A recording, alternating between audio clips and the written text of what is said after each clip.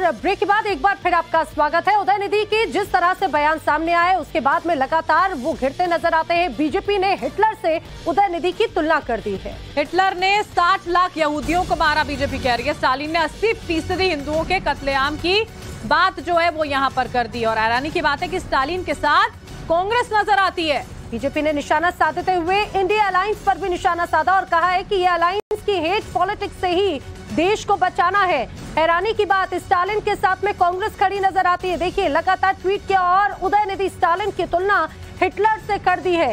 Hitler के बर्ताव से स्टालिन के इस बयान की तुलना की है। तो कुल मिलाकर कहा जा सकता है सनातन पर दिए गए इस पूरे बयान पर अब उदयनिधि स्टालिन घिरते नजर आते हैं। ना सिर्फ स्टालिन बल्कि पूरे इंडिया गठबंधन पर ही सवाल खड़े हो रहे हैं।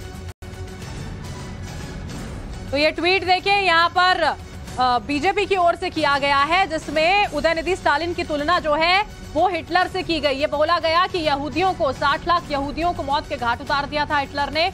और उदयनिधि स्टालिन जो है वो जिस तरह का बयान दे रहे थे उस हिसाब से तो वो 80% सनातनियों को खत्म करना चाहते हैं, जान उनकी लेना चाहते हैं। और इसी हेट पॉलिटिक्स से देश को बचाना है।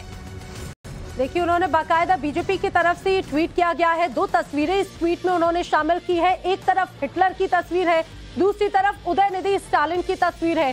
जिस तरह से हिटलर का पूरा बर्ताव रहा है, जो कत्लेआम हिटलर ने मचाया था, वो यहाँ पर दर्शाते हुए यहाँ पर स्टालिन का वो बयान भी कोट किया गया है और सीधे सीधे तुलना की है हिटलर और उदयनिधि।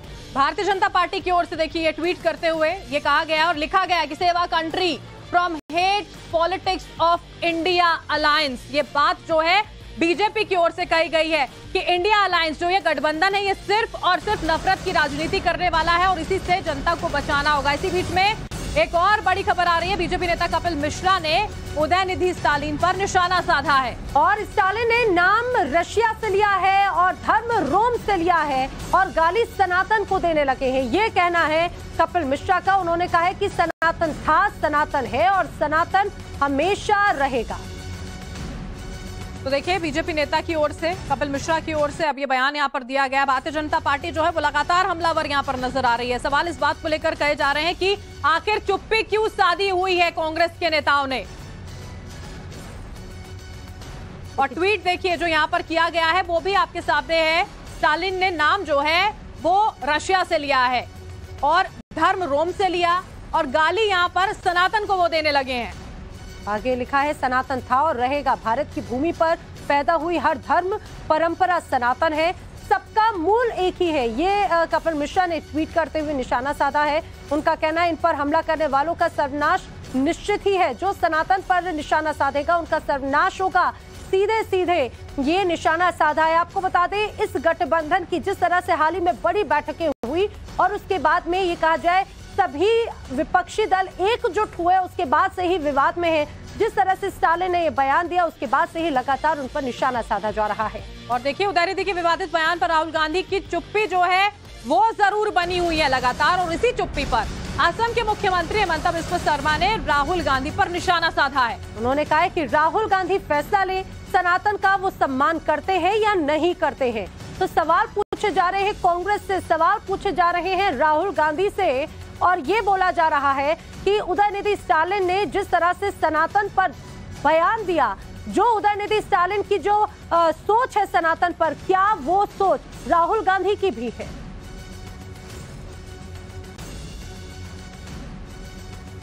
देखिए, स्टालिन से मेरा बहुत प्रॉब्लम नहीं है, मेरा प्रॉब्लम कांग्रेस से है।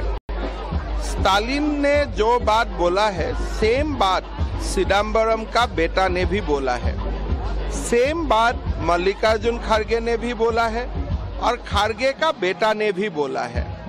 तो जो सनातन को ध्वंस करूंगा ये जो मकसद है, ये खाली मकसद स्टालिन जी का बेटा का ही नहीं है। इस मकसद में पूरा कांग्रेस पार्टी है। और आज जो कांग्रेस पार्टी ने बोला कि ये फ्रीडम ऑफ स्पीच है, मैं उनको पूछना चाहूँ कि कल अगर मैं मुसलमान का खिलाफ ऐसा बयान दे दूं या मैं क्रिश्चियनिटी का खिलाफ वो बयान दे दूं, क्या कांग्रेस बोलेगा ये मेरा फ्रीडम ऑफ स्पीच है? अगर कोई लोग बोले, भारत का कोई भी लोग बोले कि इस्लाम को मैं खत्म कर दूंगा, खत्म हो जाना चाहिए कोरोना जैसा, या क्रिश्चियनी को खत्म करना चाहिए, क्या कांग्रेस तब भी बोलेगा ये फ्रीडम ऑफ स्पीच है? हमारा ये बात है, नाम हिंदुइज्म, नाम इस्लाम, ना क्रिश्चियन, आप खत्म करने का बात क्यों बोलता है? एनहिलेट करने का बात क्यों बोलता है? वो तो ठीक बात नहीं है। तो इसका जो मेन कल्प्रिट है और मेन जो किंग पिन है वो राहुल गांधी ही है। उनका इशारा में ही लोग ये सब बातें बोल।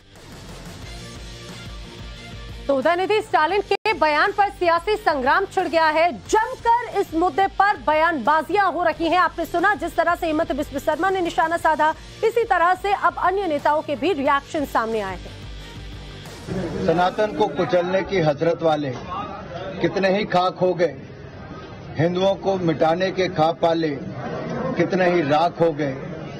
सुनो घमंडिया गठबंधन के घमंडियों, तुम और तुम्हारे मित्र रहे ना रहे, सनातन था, सनातन है और सनातन रहेगा। मैं मैडम सोनिया गांधी से और राहुल गांधी से पूछना चाहता हूं, आप मोहब्बत की दुकान की बात करते थे, क्या आपके मोहब्बत की दुकान में सनातन धर्म के खिलाफ, हिंदुत्व के खिलाफ इतनी घृणा भरी है?